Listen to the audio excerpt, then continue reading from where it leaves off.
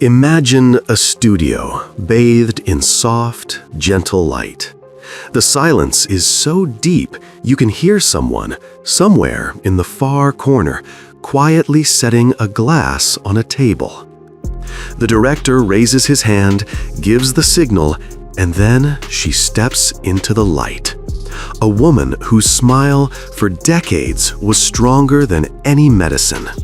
A woman America adored and the whole world recognized by silhouette alone. This is Lucille Ball. And at that very moment, when she sits down in the interview chair for the first time in many years, something in the air changes. First, a slight tremor. Then, a strange, almost painful pause. And finally, emotions that would go down in television history. She tries to smile, but the smile trembles. The familiar comedic sparkle fades from her eyes, as if someone had switched off the main spotlight inside her. People in the studio, who were used to seeing Lucy unshakable, suddenly understand something has happened, something no one had ever dared consider. The Queen of Laughter is about to bare her soul. And from her very first words, she cracks the granite wall between actress and woman. "You know," she begins softly, almost apologetically, "all my life I tried to make people laugh. Laugh, even when I myself wanted to scream." The host lowers his eyes. Camera operators stop breathing.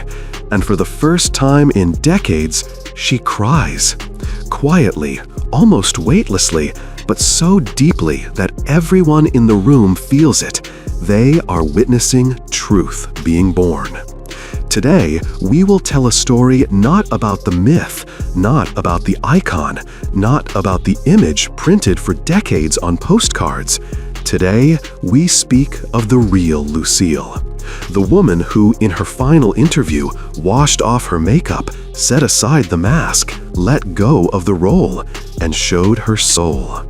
Are you ready to see the side of a legend that magazines, editing, and smiles used to hide?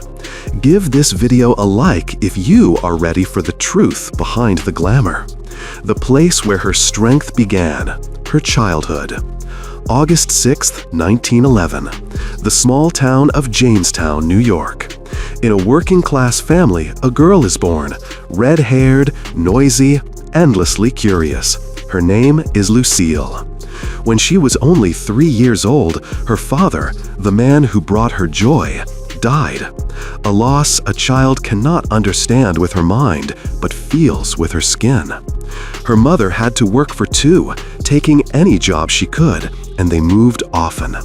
Lucille's childhood was short, anxious, but it taught her a fierce resilience, the kind needed to pursue a dream so huge it was almost frightening.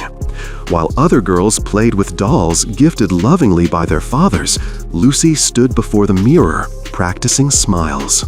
While other children laughed, Lucy studied how laughter was born. She wanted to understand, even then, what makes a smile genuine? Why do some laugh from the heart while others do it only for show? Why can laughter heal? Why can it save? The answers would come later, much later. At 15, she took a step most adults would fear. She left for New York City. With no money, no connections, no chances, according to everyone except herself. She wrote honestly in her diary, "I'm not a beauty, but I'll make sure I'm seen." By day, she worked as a model. By night, she took extra work in crowd scenes, studying movement, diction, expression. She took any job she could, each one a tiny step toward the dream. And one day, fate played a cruel but monumental joke. A failed hair dye experiment turned her hair into that iconic fiery red. She cried at first. Then she looked in the mirror, wiped her tears, and said, "Remember this face. It will teach you how to laugh." And she was right. 1951. America was slowly returning to life after the war. People craved lightness, warmth, joy. And then she appeared on screen, Lucy Ricardo. I Love Lucy exploded into the world. 25 million viewers watched her every week. Every second household in America tuned in. Every child recognized her voice. But the real story unfolded behind the scenes. Lucille became the first woman to own a major Hollywood studio. Desolate Productions would later give the world Star Trek and Mission Impossible. She insisted on multi-camera filming before a live audience, something no one had ever attempted. She changed television forever. But at what cost? She was not just an actress, she was a revolution. But behind that revolution lived a shadow. After each episode, when the studio laughter faded, Lucy would ask herself, was I myself today, or did I just play Lucy Ricardo again? That internal split became a wound she carried her whole life. But her heart held love, a love that created and destroyed. On screen, she and Desi were the perfect couple. At home, things were different. Jealousy, control, endless filming, alcohol, pressure, exhaustion. At some point, even love could no longer withstand the weight of fame. In 1960, they divorced. In public, Lucy smiled. At home, she could sit in silence for hours. Her daughter recalled, "Mom could cry without a sound. She would just stare into nothing." Pain accumulated for years. Her health worsened, but work didn't wait. The audience doesn't like silence, so she put on her smile like her finest outfit and walked out to them again. Early 1989, she agreed to a rare interview and said a phrase that silenced the entire studio, a phrase that became her final message to the world. And then, the day came when she stepped onto the stage one last time, Lucille Ball. This time without script, without role, without makeup. She sat across from the host and, for the first time in her life, wasn't playing anyone. She came to this interview as if meeting herself, truly for the first time. The host smiled. Lucy nodded. A few seconds of silence. The room froze in anticipation. The interview began. Lucy, millions remember you as the woman who always laughed. Were you truly happy? Lucy's eyes shimmered, the same way they had the first time she looked at herself in the mirror with those red curls. She answered quietly, her voice trembling. Everyone thinks I'm funny, but I just learned to laugh first. Otherwise, I would have cried too often. The host wasn't prepared. The room fell silent. It was the first time Lucy allowed herself to answer without a smile. And she continued. All these years I was acting, even at home, even when I locked myself in the bathroom. People thought I was Lucy Ricardo, but the real Lucille, she rarely laughed. Laughter was my armor. I put it on every day because I didn't know how else to survive. The room froze. Smiles turned into tear-filled eyes. Lucille continued. When I walked onto a stage, I could feel the audience waiting. Come on, make us laugh. And I did, always. Even when I was in the middle of a divorce. Even when my heart was cracking. Even when my father died. Even when I lost a child. I made people laugh. I didn't allow myself grief. She wiped her tears. The silence tightened its grip. The legend of American television, the symbol of optimism, revealed the truth. Behind her mask lived pain. Lucille broke the silence with a faint, hollow sound. Desi. He was fire. We burned together. He was passion, music, pain. We didn't know how to be happy, but we knew how to make others happy. We built an empire out of laughter and destroyed it with our own hands. She fell silent again. The host nodded, his eyes red. Someone in the audience quietly sobbed. It was a moment of truth, where comedy turned into tragedy, and behind the legend appeared a woman, fragile, loving, needing love in return. Lucy looked toward the audience as if through a lens, straight into the viewer's eyes. I always feared the day the audience would stop laughing. Then I realized worse is being remembered only as a role, a clown. Clowns aren't allowed to cry. I was a woman, a mother, an actress, but people saw only red hair and funny faces. They didn't know that sometimes I went home unable to take the smile off. My face would ache from it, physically. If I could go back, I'd allow myself to be me more often, without jokes, without roles, without fear. The host wiped his tears. Lucy, if everyone you ever made laugh were listening to you right now, what would you tell them?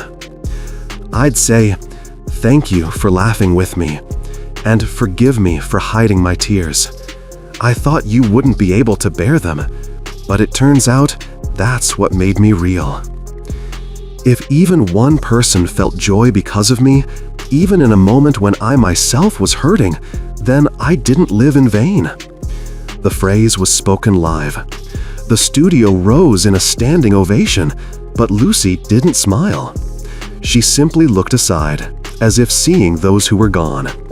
Desi, her parents, her younger self, the girl who dreamed of becoming an actress in New York. The world didn't hear a comedic star that day.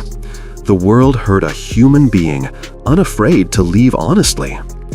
When the cameras turned off, a dead silence filled the studio. The host later admitted, I couldn't speak. I just sat there, unable to believe that this was the Lucy I thought I knew. The assistant holding the microphone said, she hugged me and whispered, don't cry, sweetheart. I finally told the truth. A week later, the interview aired. Thousands of letters arrived, gratitude, memories, confessions. People wrote, we grew up with your laughter. Now we're learning from your tears. Lucille said, all I ever wanted was for people to feel a little happier than before they turned on the TV. It was her last broadcast, the last time thousands saw her live, unaware that silence lay ahead. The last evening when her voice was so sincere that even the cameras seemed to listen. 3 weeks later, Lucille Ball was gone. But that interview lived on, not as a farewell, not as sorrow, but as a revelation. Behind every laugh, there is a person, and sometimes the strongest are those who know how to cry. A few days after the interview, Lucille felt sharp chest pains. For a woman who had worked through pain even when doctors forbade it, this was alarming. Her family convinced her to go to the hospital. She rode in silence, looking out the car window, as if repeating to herself, just a little more, just a little more. But fate decided otherwise. On April 26, 1989, her heart stopped. Quietly, without words, without cameras. Her final recorded words, whispered to a nurse, were extraordinarily warm. Tell them, I'm grateful for everything. A simple phrase, yet it held her entire essence, sincere, human, humble. When news broke, American TV channels interrupted their broadcasts. Anchors barely held their voices. And almost simultaneously, as if someone commanded it, reruns of I Love Lucy aired. Millions turned on their televisions, but their laughter was different this time. Bittersweet, warm, like a farewell. Americans said, we watched Lucy as if she were still alive, and she truly was, on the screen, in our memories, in our hearts. Her show was called Eternal, and perhaps it truly is. Laughter given with love does not disappear. It continues to live in those who once heard it. Lucille Ball didn't just change television, she changed the very idea of what a woman in the industry could be. Before her, Hollywood's doors for women were narrow. After her, open. She proved a woman could be beautiful and intelligent, funny and powerful, feminine and fearless. She became the first female head of a major studio. Desilu Productions became home to cultural pillars, Star Trek, Mission Impossible, and many others. But her greatest legacy was not rules or formulas, it was principles. Make laughter human. Don't fear vulnerability. Never hide your truth. And even when falling, keep your grace. She said, "I'm no genius. I just worked harder than the rest and laughed louder than the rules allowed." Generations after her saw Lucy as a symbol, not of fame, but of humanity. Her photos hang in acting classrooms, her interviews are studied, and on her birthday, thousands visit Jamestown. They bring flowers, leave notes, write her favorite words on the walls. "If I made you laugh, I didn't live in vain." Young actresses whisper her lines before premieres. Viewers re-watch I Love Lucy and realize, behind every joke lies a heart that wanted life to be easier for others. Perhaps this is the true purpose of art. Not perfection, not fame, but the chance to make another life even a little brighter. She laughed first, so we could laugh with her, and she cried last, so we could understand the price of that laughter. Lucille Ball is gone, but her laughter remains. It echoes every time someone watches an old episode, hears her voice, remembers her lines, or smiles for no reason. Every time someone says, "I love Lucy," the world remembers a woman who gave joy to millions and bravely revealed her pain. If this story touched you, like, subscribe, and share in the comments which Lucille Ball role speaks to you the most. Laughter can heal, and memory can extend life.